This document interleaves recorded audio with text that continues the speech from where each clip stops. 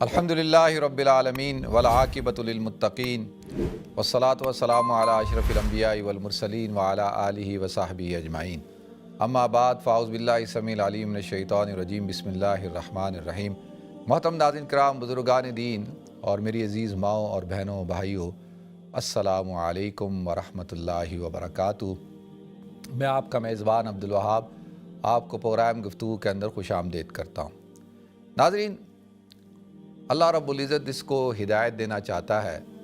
تو اس کے سینے کو کھول دیتا ہے۔ فَمَن يُرِدِ اللَّهُ أَن يَهْدِيَهُ يَشْرَحْ صَدْرَهُ لِلْإِسْلَامِ، اس کے سینے کو اسلام کے لیے کھول دیتا ہے۔ اس کا کیا مطلب ہے کہ سینے کو کھول دینا؟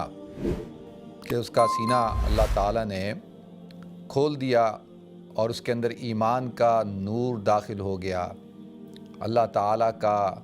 کے احکامات پر عمل کرنا اس کے لیے آسان ہو گیا، اس کو صراط مستقیم پر اس کے لیے چلنا جو ہے وہ بالکل آسان ہو گیا۔ اس کا مطلب یہی ہے کہ انسان کے دل کے اندر نور ایمان داخل ہو جائے اور انسان کا دل جو ہے وہ اللہ کی حقانیت کو قبول کر لے۔ اسلام ایک اتنا خوبصورت دین ہے اور اس دین کی واضح علامات، واضح دلائل موجود ہیں، اور سینہ جو ہے وہ اس کو قبول کر لے، اس کا دل جو ہے اس کو قبول کر لے۔ یہی مطلب ہے کہ اللہ تعالیٰ جس سے محبت کرتا ہے نا، اللہ تعالیٰ جس کے اندر انابت دیکھتا ہے، اللہ تعالیٰ جس کے اندر چاہت دیکھتا ہے، تو اللہ تعالیٰ اس کے سینے کو نور ایمان کے لیے، نور اسلام کے لیے کھول دیتا ہے۔ ناظرین، حضور اکرم صلی اللہ علیہ وسلم سے پوچھا گیا کہ اس کا مطلب کیا ہے، اس کی علامات کیا ہیں؟ ان یشرح صدرہ للاسلام، کہ اللہ تعالیٰ ان یشرح صدرہ، اس کے سینے کو کھول دے اسلام کے لیے۔ تو حضور اکرم صلی اللہ علیہ وسلم نے ارشاد فرمایا کہ اس کی علامات جو ہیں وہ 3 علامات ہیں۔ سب سے پہلی بنیادی چیز یہ ہے کہ وہ شخص جو ہے دار الغرور، جو دنیا دھوکے کا گھر ہے، دھوکے کا سامان ہے، دھوکے کی جگہ ہے، اس سے وہ اپنے آپ کو بیزار کر لے، اس سے وہ بچنا شروع ہو جائے۔ یعنی دنیا کی جو اسباب ہیں، دنیا کی جو زندگی ہے، دنیا کی جو رنگینی ہے، زیب و زینت ہے، یہ دنیا کی جو چمک دمک ہے، اس سے وہ اپنے آپ کو بچائے، اس کے اندر اپنے آپ کو منہمک نہ کرے۔ اس کی مثال ایسے ہے جیسے کہ ایک صحرا ہو، ریگستان ہو، اور ایک مسافر، پیاسا مسافر اس میں سفر کر رہا ہو اور اس کے پاس پانی ختم ہو جائے، تو اس کو ایک دور ایک سیراب نظر آتا ہے، اور وہ ریت چمکتی ہوئی سورج کی روشنی کے اندر گویا کہ ایسے معلوم ہو رہی ہے جیسے کہ وہ دریا ہے، پانی ہے، اور وہ انسان خوشی کے اندر، پیاس کی بجھانے کی طلب کے اندر جو ہے وہ اس کی طرف دوڑ لگاتا ہے، اور بڑی مشقت اٹھا کر اس تک جب پہنچتا ہے تو دیکھتا ہے وہ ریت ہے، مٹی ہے۔ پھر وہی ریت کے ذرات اس کو آگے پانی کی صورت میں نظر آ رہے ہوتے ہیں۔ پھر وہ بھاگتا ہے، مشقت اٹھاتا ہے، پھر وہاں تک پہنچتا ہے تو پھر کچھ بھی نہیں، اس کی پیاس بڑھ جاتی ہے، اس کی تکلیف بڑھ جاتی ہے، پھر وہ آگے، تو اسی دوران وہ اس سیراب کے پیچھے بھاگ بھاگ کر اپنے آپ کو تھکا دیتا ہے، اور پھر فائنلی جو ہے وہ ختم ہو جاتا ہے۔ تو یہ دنیا کی زندگی کی بھی مثال ایسے ہی ہے کہ انسان زیادہ سے زیادہ کی جستجو میں، تلاش میں،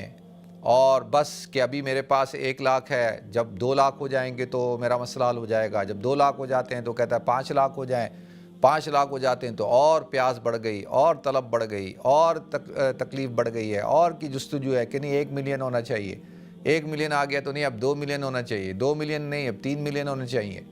1 گھر نہیں 2 گھر ہونے چاہیے، 2 نہیں 3 ہونے چاہیے، 4 ہونے چاہیے، 1 دکان نہیں 10 دکانیں ہونی چاہیے، یہ گاڑی نہیں وہ والی گاڑی ہونی چاہیے، اب 1 نہیں 2 ہونی چاہیے، 2 نہیں 4 ہونی چاہیے۔ اسی طریقے سے جو ہے دنیا کی محبت اور دنیا کی جو زیب و زینت ہے اور دنیا کی آسائشوں کے اندر ایسے بھاگ رہا ہوتا ہے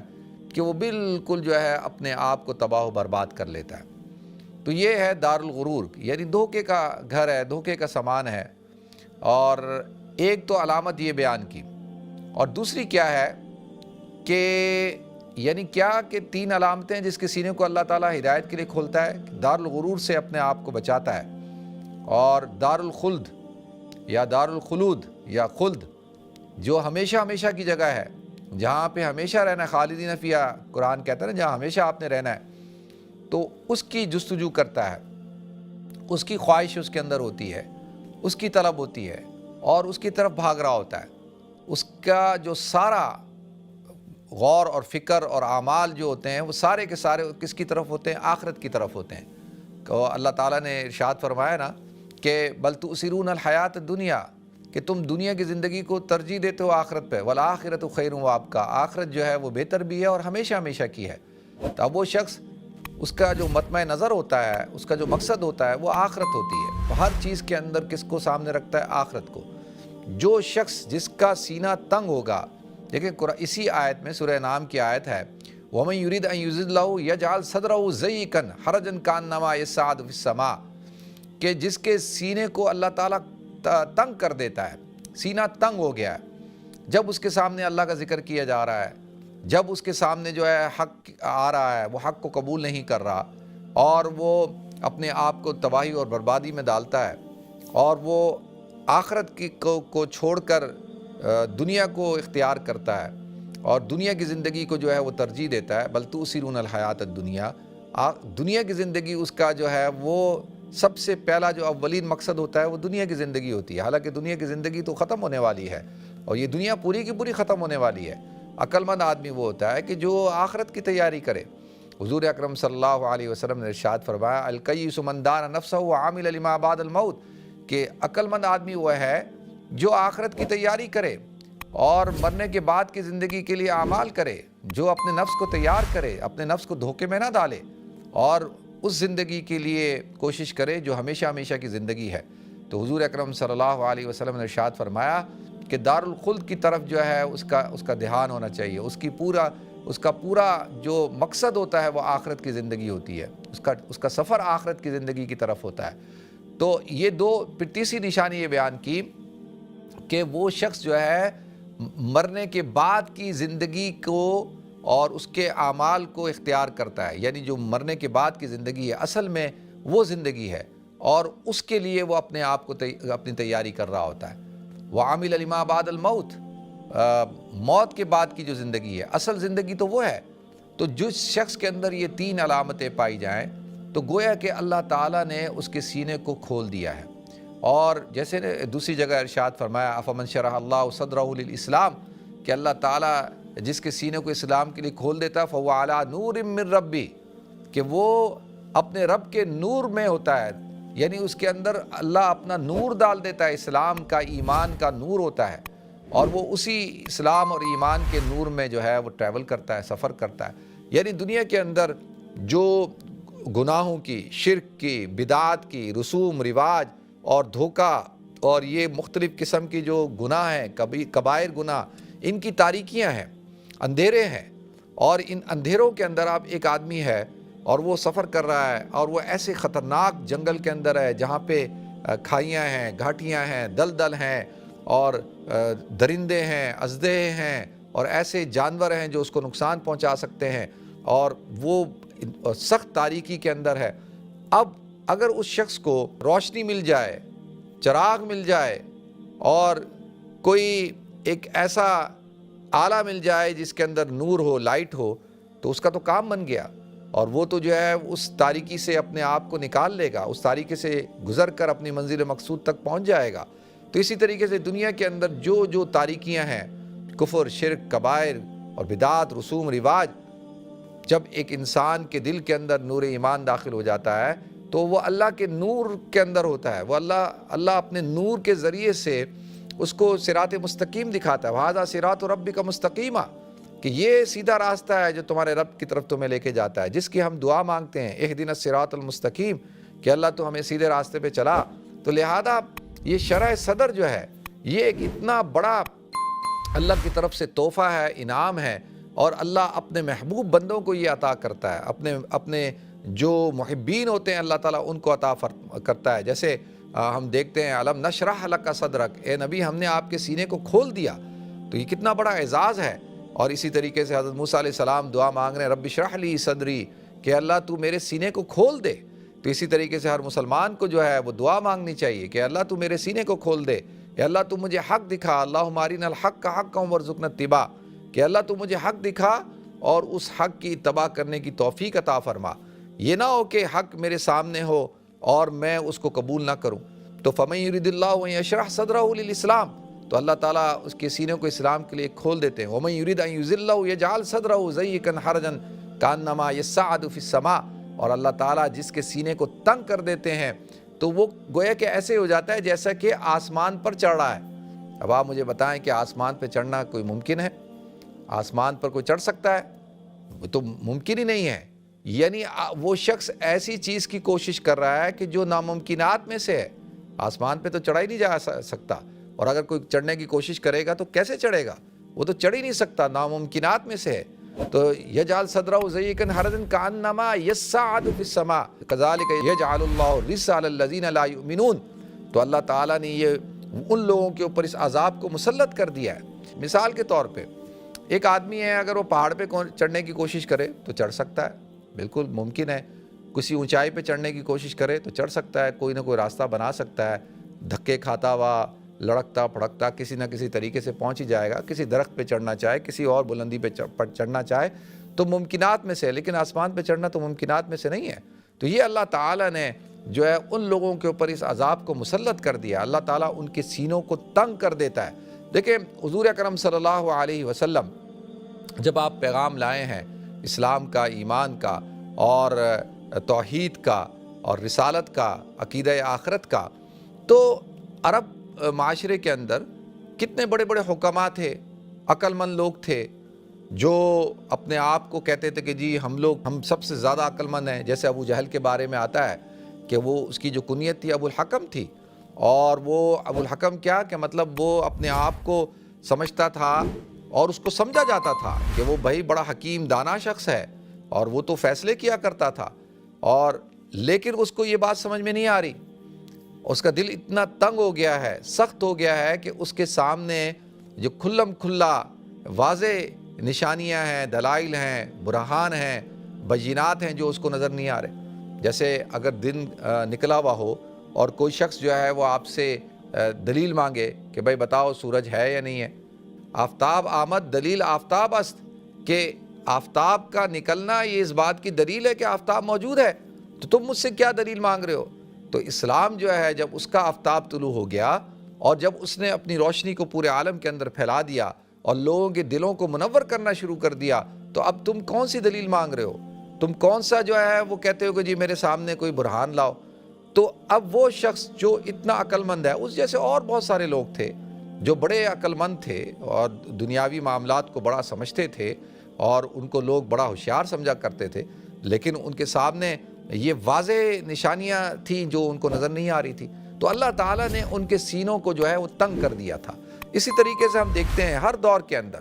آپ کو لوگ نظر آئیں گے جو بڑے دانشور ہوں گے، پروفیسرز ہوں گے اور فلاسفر ہوں گے اور بڑے عقل مند ہوں گے۔ آپ جب ان کے پاس بیٹھیں گے، آپ ان کی گفتگو سنیں گے تو آپ کہیں گے یار تو بڑا سمجھدار آدمی ہے اور بڑا ہی یہ دانا آدمی ہے، لیکن جب بات آئے گی حق کی، جب بات آئے گی اسلام کی، اور جب بات آئے گی قرآن کی، جب بات آئے گی اسلامی احکام کی، شریعت کی، تو اس وقت اس کا دل اتنا تنگ ہو جائے گا کہ جو واضح چیزیں ہیں اس کو وہ ایسے اگنور کر رہا ہوگا جیسے کہ وہ سمجھ ہی نہیں پا رہا،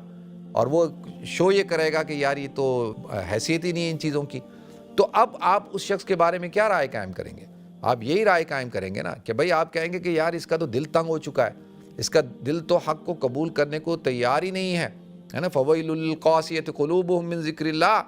کہ کچھ ہلاکت ہے ان دلوں کے لیے جو سخت ہو چکے ہیں، جو اللہ کے ذکر کو جو ہے وہ قبول نہیں کرتے۔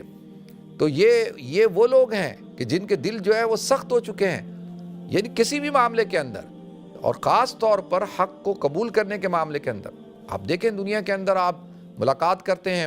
آپ کو بڑے بڑے دانشور لوگ ملیں گے، لیکن جب بات آئے گی اسلام کی، جب بات آئے گی حق کی، جب بات آئے گی قرآن اور سنت کی، تو ان کا دل جو ہے سخت ہو جاتا ہے، ان کا دل جو ہے تنگ ہو جاتا ہے۔ اللہ تعالیٰ نے یہاں پہ کہا ان کا دل تنگ ہو جاتا ہے اور ان کا دل جو ہے سخت ہو جاتا ہے۔ اور یہ تنگ دل کے لوگ اور سخت دل کے لوگ، ان کے دلوں کے اندر نور ایمان داخل نہیں ہوتا۔ نور ایمان داخل کس کے دل کے اندر ہوتا ہے؟ جو اللہ کی ذات پر ایمان رکھتے ہیں، جو حضور اکرم صلی اللہ علیہ وسلم کی ذات پر ایمان رکھتے ہیں، اور جو سلیم الفطرت لوگ ہوتے ہیں، جو حق کو قبول کرتے ہیں، جن کے اندر صلاحیت ہوتی ہے، اور پھر اللہ ایسے لوگوں سے محبت کرتا ہے۔ اللہ تعالیٰ جو ہے وہ وَلَٰكِنَّ اللَّهَ حَبَّبَ إِلَيْكُمُ الْقُلُوبَ، کہ اللہ تعالیٰ ان کے دلوں کے اندر جو ہے وہ وَاعْلَمُوا أَنَّ فِيكُمْ رَسُولُ اللَّهِ لَوْ يُطِيعُكُمْ فِي كَثِيرٍ مِّنَ الْأَمْرِ لَعَنِتُّمْ وَلَٰكِنَّ اللَّهَ حَبَّبَ إِلَيْكُمُ الْإِيمَانَ وَزَيَّنَهُ فِي قُلُوبِكُمْ وَكَرَّهَ إِلَيْكُمُ الْكُفْرَ وَالْفُسُوقَ وَالْعِصْيَانَ أُولَٰئِكَ هُمُ الرَّاشِدُونَ،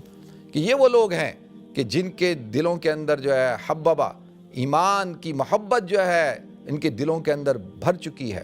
اور ان کے دل جو ہے وہ کفر اور نافرمانی کو جو ہے ناپسند کرتے ہیں۔ یہ لوگ ہیں جو ہدایت یافتہ لوگ ہیں۔ اولئک هم الراشدون فضلا من اللہ ونعمہ، کہ یہ وہ لوگ ہیں جو ہدایت یافتہ ہیں اور اللہ تعالیٰ کی طرف سے ان کے اوپر فضل ہے، اللہ کی نعمت ان کو حاصل ہے۔ تو لہذا ناظرین، میں اور آپ جب اللہ تعالیٰ سے دعا مانگتے ہیں کہ اللہ تو ہمارے سینوں کو کھول دے، اے اللہ تو ہمیں صراط مستقیم پر چلا، اے اللہ تو ہمیں حق دکھا، اے اللہ تو ہمیں حق پر قائم و دائم رکھ اور مرتے دم تک قائم و دائم رکھ، تو یہ دعا مانگنا اللہ تعالیٰ سے اور اس پر استقامت طلب کرنا، یہ ایک بہت بڑی سعادت کی بات ہے، یہ ایک بہت بڑی نعمت کی بات ہے کہ اللہ تعالیٰ نے ہمیں توفیق عطا فرمائی ہے کہ ہم اسلام کو قبول کرتے ہیں، اسلام کو مانتے ہیں اور اسلام کے اوپر عمل کرتے ہیں۔ یہ الگ بات ہے کہ کبھی انسان کمزور ہے، انسان سے جو ہے وہ گناہ ہو جاتا ہے، انسان سے جو ہے وہ غلطی ہو جاتی ہے، یہ اس چیز کے لیے معنی نہیں ہے کہ ہر انسان کے اندر تو اللہ نے یہ خواہش رکھی ہے، اللہ تعالیٰ نے انسان کے اندر جو ہے وہ نافرمانی بھی رکھی ہے، لیکن مومن وہ ہوتا ہے کہ اگر اس سے کوئی نافرمانی ہو جاتی ہے، کوئی گناہ ہو جاتا ہے، وہ کوئی غلطی کر بیٹھتا ہے، تو وہ فوراً توبہ کا راستہ اختیار کرتا ہے، وہ فوراً جو ہے وہ کیا کرتا ہے، اللہ کی طرف رجوع کرتا ہے، وہ شدت پسندی اختیار نہیں کرتا۔ لیکن اللہ تعالیٰ کو یہ بات پسند نہیں ہے، ہٹ درمی جس کو کہا جاتا ہے، کیا آدمی کہتا ہے اچھا ٹھیک ہے جی جو ہوگا دیکھی جائے گی۔ بہت سارے لوگ ہیں نا، وہ کہتے ہیں کیا دیکھی جائے گی، بھئی کیا ہو رہا ہے، کچھ نہیں۔ اتنے ہٹ درم ہوتے ہیں، اتنے جو ضدی ہوتے ہیں کہ وہ گناہوں کے اوپر اصرار کرتے ہیں، اللہ کی نافرمانی کے اوپر اصرار کرتے ہیں۔ اللہ تعالیٰ ان کے سامنے چیزوں کو کھول کھول کر بیان کرتا ہے، اللہ تعالیٰ وضاحت کے ساتھ چیزیں ظاہر کر دیتا ہے، لیکن اس کے باوجود وہ قبول کرنا نہیں چاہتے۔ اس کے باوجود جو ہے ان کے اندر کیا ہوتا ہے، دیکھیں یہ کون سی چیزیں مانع ہوتی ہیں؟ دو چیزیں انسان کو حق قبول کرنے سے اس کو جو ہے وہ رکاوٹ بنتی ہیں، مانع ہوتی ہیں۔ ایک کیا ہے؟ کبر، اور ایک ہوتی ہے جو ہے وہ بغض۔ یہ جو کبر ہوتا ہے، یہ کبر بھی انسان کو حق قبول کرنے سے جو ہے وہ سب سے بڑی رکاوٹ ہوتا ہے۔ جو متکبر شخص ہوتا ہے اس کے لیے ایک بہت بڑی رکاوٹ ہو جاتی ہے۔ اب جیسے یہ جو مکہ کے جو سردار تھے، اب ان کے دل و دماغ میں کیا تھا کہ جی ہم تو سردار ہیں، ہم تو بڑے لوگ ہیں، اور یہ محمد تو غریب ہے، اور یہ تو یتیم ہے، اور اس کی کیا حیثیت، ہم تو پیسے والے لوگ ہیں، اور ہمارا تو بڑا ایک مقام ہے، اور ہم جو ہے اس کے راستے پہ چلیں گے۔ تو اب کیا ہے؟ کبر رکاوٹ بن رہا ہے، سرداری رکاوٹ بن رہی ہے، اور پھر بغض، جب کسی کو کسی سے بغض ہو جاتا ہے، عناد ہو جاتا ہے، تو وہ بھی رکاوٹ بن جاتا ہے حق کو قبول کرنے سے، کہ ایک آدمی جو ہے اسلام کے خلاف اب ایک بغض اپنا لے۔ اب ایک میں کل کی بات ہے کہ میں ایک ایکٹر ہے انڈیا کا، اس کا نام میرے ذہن سے نکل گیا، اس کا چھوٹا بھائی جو ہے وہ مسلمان ہو گیا تھا، تو اس سے پوچھا کہ بھئی وہ جو تمہارا بھائی مسلمان ہوا، 17 سال کی عمر میں ہوا، تو کیا ایسی چیز تھی جس سے وہ اسلام میں داخل ہو گیا؟ تو اس نے کہا کہ وہ ہمیشہ، میرے بھائی کے اندر ہمیشہ ایک جستجو تھی کہ وہ ہمیشہ ڈیفرنٹ جو مذاہب ہیں ان کو اسٹڈی کرتا تھا، اور ان کو پڑھتا تھا، اور وہ لوگوں کے ساتھ جو اہل مذہب لوگ ہیں ان کے ساتھ وقت گزارتا تھا، ان کے پاس جاتا تھا، ان سے سوالات کرتا تھا۔ تو وہ ہمیشہ پہلے وہ جیسے والد جو ہے وہ کرسچن تھا، ماں ہندو تھی، تو کرسچینٹی کو اس نے پڑھنا شروع کیا، اور کرسچن جو عیسائیت ہے اس کو اسٹڈی کیا، اور پادریوں کے پاس جا رہا ہے اور ان سے سوالات کر رہا ہے۔ تو پھر اس کے بعد جو ہے وہ ہندوؤں کی طرف جا رہا ہے، ان سے سوال پوچھ رہا ہے، پنڈتوں کے پاس جا رہا ہے اور مختلف قسم کے جو ان کے روحانی جگہ ہوتی ہیں، مذاہب جگہ، ان کے پاس جا رہا ہے اور ان سے سوالات کر رہا ہے۔ تو اور پھر بت مذہب اور مختلف مذاہب سے کہتا وہ ہوتے ہوتے کہ اس نے کہا یار جب میں نے سارے ہی مذہب دیکھ لیے، سارے ہی مذہبوں کو میں اسٹڈی کر رہا ہوں، تو کیوں نہ میں اسلام کو پڑھ لوں، اسلام کا مطالعہ کرتا ہوں، علماء کے پاس جاتا ہوں۔ علماء کے پاس گیا، مساجد کے میں گیا، قرآن کا ترجمہ پڑھا، تو وہ کہتا ہے جیسے ہی میں نے اسلام کا مطالعہ کیا، جیسے ہی میں نے جو ہے قرآن کا مطالعہ کیا، اور جو میرے دل و دماغ میں سوالات تھے، ان سوالات کے جوابات کہیں سے مجھے نہیں ملے، صرف اور صرف اسلام سے مجھے ملے۔ تو یہ ہے فَمَن يُرِدِ اللَّهُ أَن يَهْدِيَهُ يَشْرَحْ صَدْرَهُ لِلْإِسْلَامِ۔ تو یہ اللہ تعالیٰ نے اس کے سینے کو کس کے لیے کھول دیا؟ اسلام کے لیے کھول دیا، کیونکہ وہ اوپن مائنڈڈ، اوپن ہارٹ، اپنی آنکھوں کو کھول کر، اپنے دماغ کی کھڑکیوں کو کھول کے، دل کو جو ہے، دل کے اوپر جو پردے لگے ہوئے ہیں ان کو ہٹا کر وہ حق کی تلاش میں ہے، حق کو ڈھونڈ رہا ہے۔ اب جب وہ ڈھونڈے گا تو اللہ تعالیٰ اس کے سامنے حق کو لائے گا اور اس حق کو قبول کر لے گا، کیونکہ اب اس نے جو ہے وہ اپنے آپ کو تیار کر لیا۔ اب ایک آدمی ہے وہ ماننے ہی نہیں چاہتا، وہ قبول ہی نہیں کرنا چاہتا، اس نے اپنے دل کو بند کر لیا ہے، اس کا دل جو ہے وہ سخت ہے، اب وہ اس کے سامنے عصبیت کا پردہ ہے۔ تو ختم اللہ علی قلوبہم وعلی سمعہم وعلی ابصارہم غشاوہ، کہ اللہ تعالیٰ کہتا ہے ان کے عقلوں پہ، دلوں پہ، آنکھوں پہ، کانوں پہ اللہ تعالیٰ نے مہر لگا دی ہے، ان کے دلوں میں جو ہے پردہ ہے، اور یہ لوگ کبھی بھی حق کو قبول نہیں کریں گے۔ تو لہذا اللہ تعالیٰ سے ہمیں توفیق مانگنی چاہیے، اللہ کا شکر بھی ادا کرنا چاہیے کہ اللہ تعالیٰ نے مجھے، آپ کو، ہم سب کو اسلام پر پیدا کیا، اور الحمدللہ آج ہم اسلام کے ماننے والے ہیں، اور ہم اللہ کے فضل سے حضور اکرم صلی اللہ علیہ وسلم کے امتی ہیں۔ اس پہ ہمیں اللہ کا شکر ادا کرنا چاہیے اور دعا کرنی چاہیے، اللہ تو ہمیں ایمان پر ہی خاتمہ عطا فرما۔ اصل چیز جو ہے وہ خاتمہ ہے، خاتمہ بالخیر ہو اور ایمان پر خاتمہ ہو۔ اور من قال آخر الکلام لا الہ الا اللہ دخل الجنہ، اور جس شخص کا آخری کلام لا الہ الا اللہ ہوگا وہ جنت کے اندر داخل ہوگا، اللہ اس سے راضی ہوگا۔ تو اللہ تعالیٰ مجھے بھی توفیق عطا فرمائے، آپ سب حضرات کو توفیق عطا فرمائے عمل کرنے کی، اسلام پر چلنے کی، اور مرتے دم تک اسلام پر قائم دائم رہنے کی۔ وآخر دعوانا ان الحمدللہ رب العالمین۔